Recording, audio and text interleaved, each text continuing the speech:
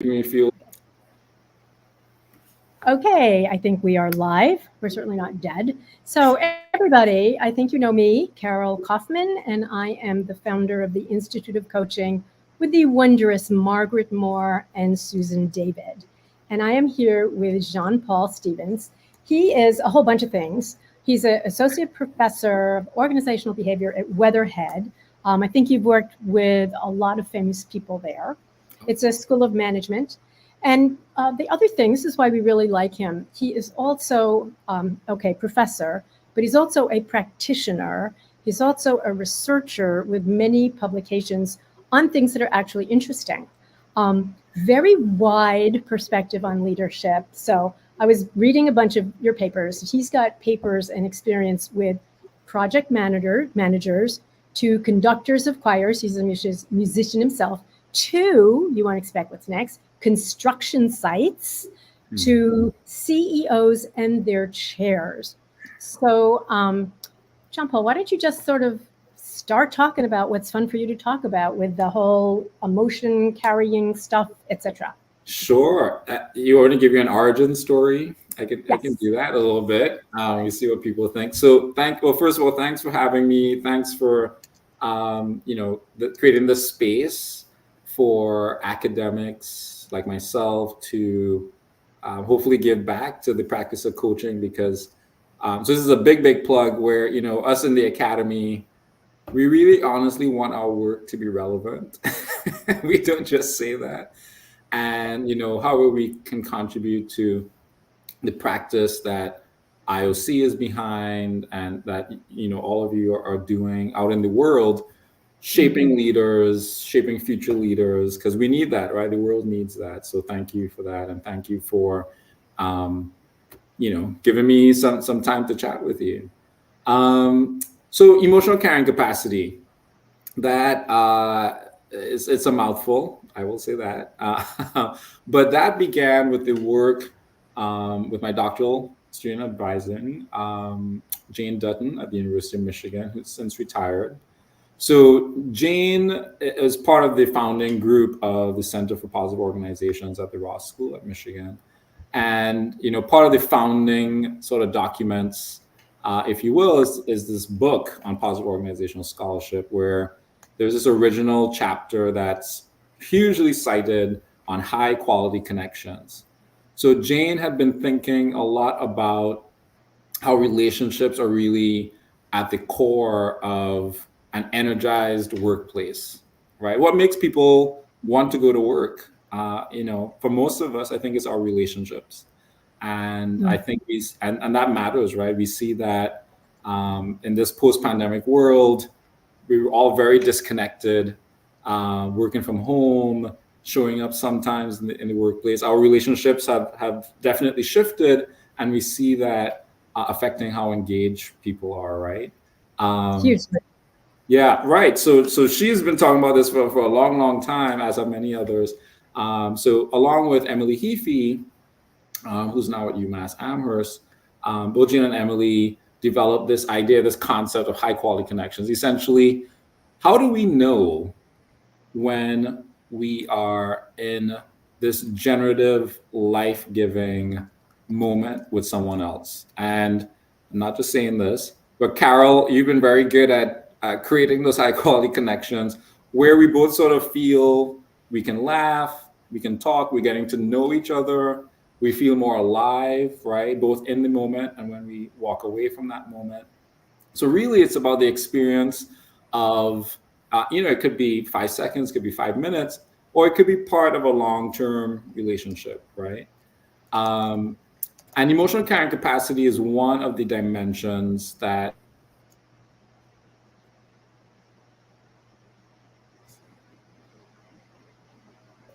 emotional carrying capacity is like it would, I'm married, anybody who's been in a long-term relationship, we know it's not all positive all the time, right? So high quality connections, as part of strong relationships, also involve carrying the load of more emotions, right? Where we're not afraid to express how we feel with each other, Also both positive and negative emotions, right? So it's not just only for the good times, but also for the bad times, right? Having that space, that capacity to share what's not going as well, and doing so constructively, right? So there's at least those three facets of emotional carrying capacity that help us know, hey, I'm connected with somebody in a really profound, high quality way. Mhm. So that's And with some of yeah. your work, though, it's interesting. Is this can so? By the way, to guys listening to us, and sorry, guys is not the right word. Y'all. Um, what's interesting is this can sound very sort of lovely, but what Jean Paul also has found is how much this connects to business success and outcome. Right. That this very kind of very sort of uplifting work also helps with commerce, success, Mhm. etc. And that's nice, frankly, to know that being a good human and creating good relationships Right. has good personal but also business outcomes. Exactly. Yeah. And so just to, add to that, the what one of our early findings in a 2013 paper was, as you said, the personal outcomes. So um, I spent a lot of time with university staff. It's very, very interesting in the university context. Staff are sort of at the lowest end of the totem pole, and so for them, being resilient is super important. They may not have as much resources as, say, faculty. um, and in surveying university staff, we learned that their experience of connection or relationship with somebody else at work, where they could share more emotion, share both positive and negative emotions, and do so constructively, predicted their individual resilience.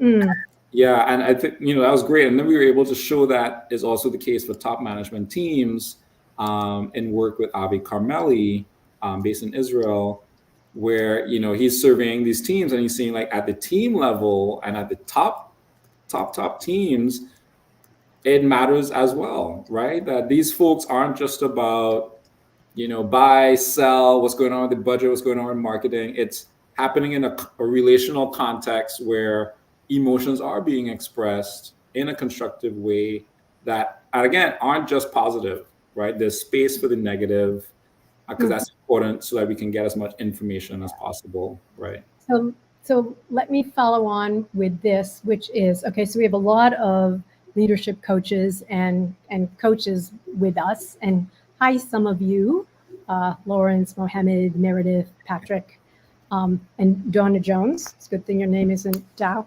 Um, one of the things that you really looked at is the impact of this on leadership and on leaders. Mm-hmm. So for our coaches, two things. One, what does positive, constructive Mm. emotion that's negative, what does it look like? Yeah. So we all know what it doesn't look like, e.g., contempt or sarcasm. So what does that look like? Therefore, how can we help our clients build it? Yeah. No, great question. And this is what I hope to build on in my talk in May, at the Institute of Coaching's conference. Yeah. Because it's such a great question, and I've been turning over what this means. I think it's a question that's burning in the minds of, certainly, one of my undergraduate students came to me this morning about his team, and we had this exact same discussion. Um, Mm-hmm.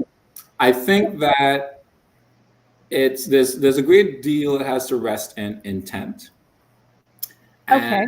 Mm-hmm. and in that, I think there's a sort of mindset that if you're a coach or a leader, or certainly a leader that sees themselves as a coach, that's approaching a situation where, hey, I may need to get into some very tough conversations.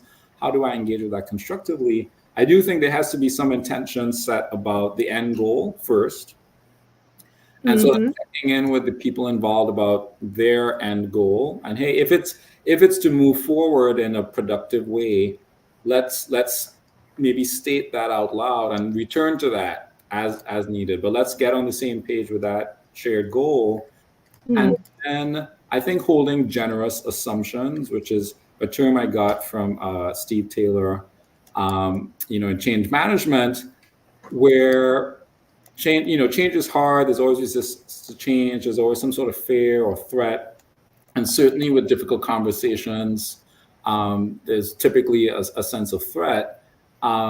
So keeping in mind that, hey, this person is probably entering this situation with good intentions. Let me assume that until proven otherwise.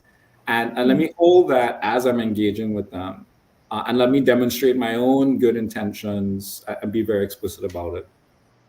I think to get more to the constructive side, it's having a good sense, and hopefully this can come with time in leadership, and certainly with coaching, you get to talk through, what feelings are actually that are coming up. Yes, I want to validate all the feelings that are emerging, but which ones are actually useful for helping me get more information about the situation?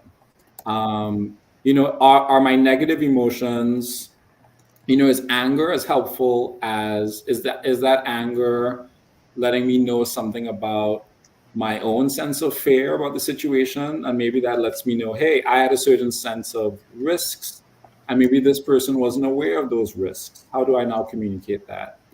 Does my sense of empathy and care allow me to create a space for this person to open up about something that's difficult? So it's sort of figuring out and reflecting, and again, coaching is a great space for that, on what's really going to be helpful here.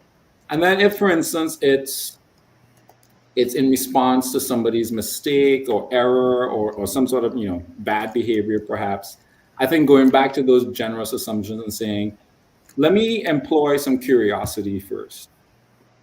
What happened? How did it happen? Can you tell me more? Paint me a picture about what was going on with you and with others. So help me reconstruct what happened so that I'm setting aside my own assumptions.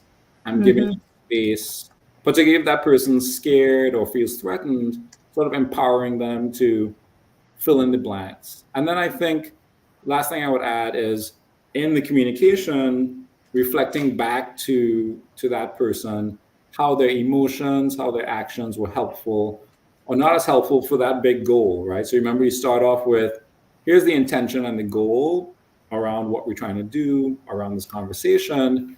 Here's how you shared. First of all, did I hear you right? And is that actually, let's figure out what's going to be helpful. Let's work together to figure out how we can move towards that goal that we both said we were invested in. So a couple of things, then I'm going to respond to something that Lauren has written for us. So what I like about it is you're starting out with what is the positive shared goal we have, our intention. And I know that you obviously know Richard Boyatzis quite well, but that is really about intentional change theory, which is individual, two people, a team, or whatever, is what is it that we really want to create and do together. Exactly. So what is our shared goal and our mindset? And what I really liked is holding generous assumptions. That's much more powerful to me than positive intent, because it's like, not only can I hold positive intent, which is, okay, Jean-Paul, you're not an idiot. You're not after me. I'm sure you're a good guy and meaning well. Okay, fine. On a scale of 1 to 10, okay, that's fine. It'd say a 6. But this is like not I'm going to assume your positive intent to me. It's I'm going to create a generous headset with myself. So that's not about you. It's about me and me stepping into being generous, kind, my assumptions if I'm automatically telling myself a negative story about you. Right. So that's very, very lovely. And then that's connected to being able to carry the emotion rather than sort of throw it out the window because we just don't want to look at it. Right. So, well, thank you for that. First of all, I think there's certainly threads in there from Ed Schein and his humble inquiry and sort of setting aside, just acknowledging, hey, I don't know, right? I don't know how you're feeling inside because I'm not you. I don't know if something bad happened and I wasn't there, then I need to create the space to really share and get that knowledge, and co-create that knowledge with you. And so that humility, that mindset, I think is really key. And also, Mm. what I told my student this morning was um, that whether or not you want to have the fight, you're in the fight. Right? When negative things happen and negative emotions are present in that relationship. And so this is me trying to coach my student this morning. Um, that the point is you're feeling it, right? You don't want to say X because you don't want to upset this person because they're your friend. You don't want to do Y because you're not sure how they'll react, et cetera, et cetera. But you're carrying the anxiety and the fear. Mm. And guess what? The only thing you can control is you. You cannot control somebody else. You cannot change someone else. I say this to my students all the time. Um, Mm. and the only thing that you have control over is your reaction and your behaviors and your feelings. So sort of like validating, because some of it is with the negative emotions that emerge in our relationships. Often we can sort of suppress them, deny them because they're uncomfortable. I don't want to rock the boat. But your Mm. internal boat is already being rocked, right? So, and your Yeah. boat is tied to their boat. So guess what? It's going to emerge in some sort of way. And I've been around people in project management, in my personal relationships, where they will say, let's have this fight. Let's have this argument. But it's said in a way where it's like, let's get into this, right? And again, with good intention, because Mm-hmm. the disruption is there, the conflict is there, whether people know it or not. Let's find a way to really work through this together instead of pretending it's not there. Um, Yeah, and the that's what I'm, elephant in the room. yeah, Yeah. yeah. Which is So hard, that's interesting. very hard. Yes, because I'm also thinking about, when we're in a situation, how can we say to ourselves, like, how can I increase my emotion carrying capacity, like right now? Um, and so Lauren sort of offered also a bunch of questions, which you guys can look in the chat to see what she Ooh, shared. But can't see the it's like, chat. what are you thinking? Where's this coming from? Can you paint me a picture? What's behind that? What's your role? So how to just have these sort of very um, neutral but clearly generous intent kinds of questions. Um, Yeah, but I I'm just going saw to the change questions. the They're great. channel. Yeah. Okay. Yeah, change the channel because I introduced you as someone. There's two ways that we could go. One is maybe you could tell us a little bit about the emotion carrying capacity with CEOs in their chairs for Sure. those of us who are in the room who are working at the top of the house. So share a little bit about that, and then we might get to conductors and Sure. construction sites. But tell us about the chair CEO relationship. Yeah, no, thank you. And again, this is great. I get to talk about, some recently published work. So this is work in the Journal of Management Studies that just was released a couple months ago. And again, this is back with my old colleague Avi Kameli, based in Israel, and his doctoral student IOC Founder. So IOC is actually in the startup world, is my understanding, and he was using his contacts to reach out to CEOs and chairs of other startups, like tech startups in Israel, Mm. and that was to explore. We have this general understanding that across the sort of organizational system, sure, it would be great if people on a team had this strong emotional carrying capacity. Avi and I already published about that, where there's increased knowledge sharing in the teams because the teams have emotional carrying capacity. But this question that emerged, and full disclosure, this started off from UOC's dissertation work, was Well, is there something about the quality of the relationship between two people, two individuals who, because they're at the top of the firm, is there a sort of trickle down effect to the rest of the firm? And there's a ton of, I think pretty cool research. I'm not a top management team researcher, generally speaking, or strategy, but now I'm sort of in that space. And so I had to learn a lot about what's been done already when it comes to CEOs and board chairs, or CEOs and the whole board.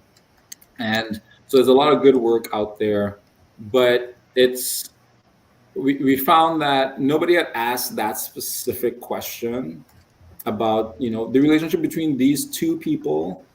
Yes, it may be useful for connecting the CEO with the rest of the board, but what does it tell us about the rest of the whole firm?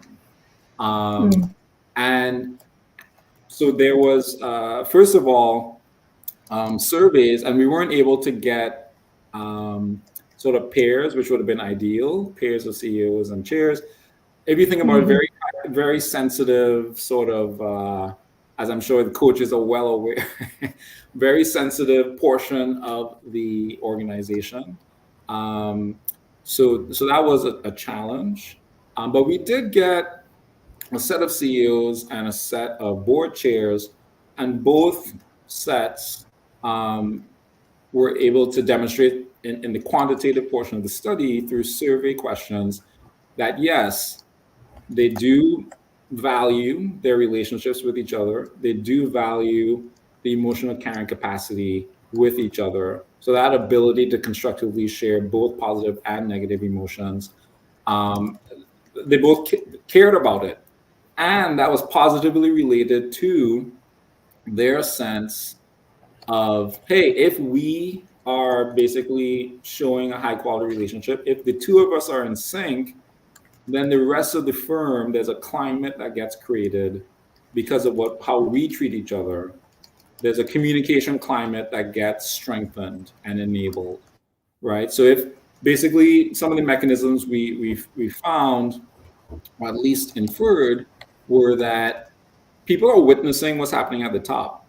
And I'm sure your coaches are very sensitive to that. And I suspect that the folks that they're coaching are well aware of that, hey, people are watching us. People are watching how I treat other people. But that board chair relationship, there's a sense that mid-level managers, certainly the VPs, are sensitive to what's going on at the very top. And then that's trickling down to the rest of the firm and shaping the sense of how open can we be with each other in the rest of the firm. And that openness impacts creativity and knowledge sharing and things like that. Yeah, so it's interesting. So I work with a number of CEOs and chairs. Okay. And an additional way to think about this is when you have CEO and board chair tension, it drains because some of your work is about what we pay attention to, but it drains the attention and the energy level of the CEO, because they're in the places where thinking, well, if I do this, what are they going to do that? And I have to do my numbers and it's just this sort of constant background noise that they have to overcome. So the idea that you can help construct a high quality relationship there, not only is it with the modeling, and I mean everybody knows when it's stinky upstairs, right. But just even that, how it can really, so that would be interesting in terms of working with chairs or CEOs to say, how is it you can construct a positive relationship, and then what will that bring you? One piece of work I did, which is with a CEO, is like, what if your job was to make your board chair feel safe? Like that was part of your job. I love we that. Think of psychological safety for the people that work for us, but not creating psychological safety for the people we work for. Right. But all of that seems very connected, and I wouldn't have thought about that before looking this. Oh, somebody wants to be able to find your paper. Yeah. We can send a link. I'm not linked into the chat just yet, but Yeah, I'm not either. Austin, but Austin doesn't have it. okay. We'll. Email Austin on Oh, the I fly. know. We can put it in the LinkedIn afterwards. It's So I would say it's on my LinkedIn profile. If anybody's, excellent. yeah, if you want to see it, if it's not full access, um, then message me. So, but I want to come back to what you just said, It is Carol. because I have the whole article somewhere. You can see Yeah, I'm yeah. trying to find it, and I'm giving up finding it at this I moment. just want to reflect on, from a coaching standpoint.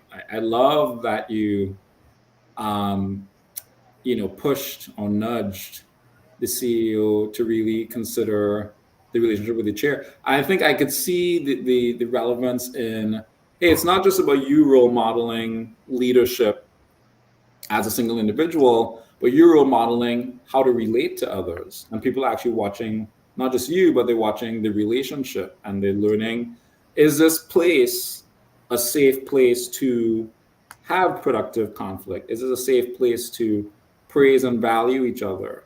Because I see the two people at the top doing that.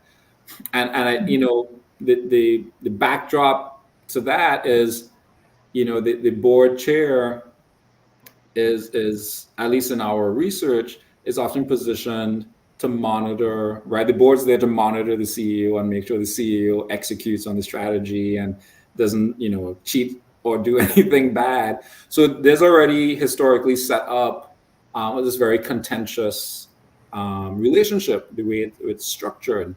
And I think that's one of the discoveries too, um, that these folks actually can transcend that, right? They actually So do care about each other beyond the structural stuff.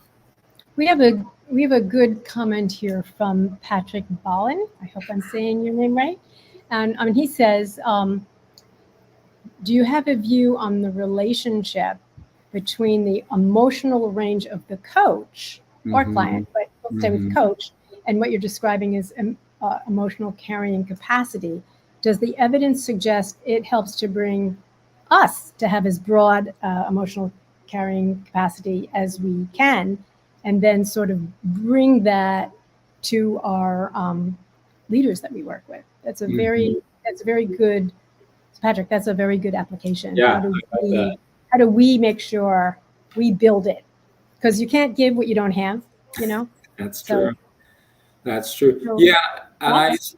yeah, yeah, now I see it in the chat too. So thank you, Patrick. I, I think that my first inclination is to say yes, that we should have that. I love that you quote, as appropriate. I suspect that takes a lot of individual sort of practice and preparation, certainly for the coach, and I don't know if this is part of your coaching practice in general, but just going and prepping for sessions. How are you, um, whether it's rehearsing or whether it's reflecting on how you present, right? Because we're all regulating our emotions, particularly in these coaching conversations, where we're very sensitive to the power dynamics and is the client's needs being met and so on and so forth. But how are you tapping in to your own sets of positive and negative emotions, and when is it, and maybe thinking through, um, when is it appropriate for me to express, for instance, boundaries, like, hey, this is now we've crossed some sort of threshold, that's not within the scope of this, not, or how do we create a holding space for the clients negative emotions, right? Which I'm sure you're doing all the Mhm. time. So I think being prepared for that with whatever set of practices that you have is key. And then I think for the client, um, not that everybody necessarily might need this, but I suspect there's going to be some people who need coaching in how to express their emotions, right? How to Mhm. how and Definitely. constructively, and how to tap into it in a way that isn't threatening to them, to their sense of self. And I'm sure creating that holding space in the coaching session where they're invited and feel supported to express and just pour it out into the space, knowing that you're there holding the space with them, so that you can then figure out, well, here's what we do with it, right, when you leave Yes. this session. So I think there is something to emotional regulation strategies and practices, mindfulness practices, and also just practices of expression. So I'm sure several of you have had to coach people. Well, let's rehearse how you're going to respond to your VP tomorrow, right? Who Okay, thanked you. so I have to interrupt because we are a little over time. Sure. And I was feeling like what you were saying was I was going to ask you, what would you like to leave us with? And I sort of feel like what you were just saying was the perfect thing to leave us with. So everyone, the other thing, if you'd like to know more about Jean-Paul, visit his LinkedIn site, but also come to our conference. Yay. We're having our first live in-person conference in a while. I think it's like May 3rd or 4th. I can't remember the exact dates, but Jean-Paul will be talking, as will Marty Seligman, Amy Edmondson, and a bunch of really wonderful people whose work is it's a confluence of real brilliance. So mark that in your calendars. If you're not planning on coming, do so. Boston, first Friday and Saturday in May. That's right. And we'll be having a great time together. So show up at the conference and show up and say hi to Jean-Paul when you are there. So thanks, everybody. Thank you. Have a great day.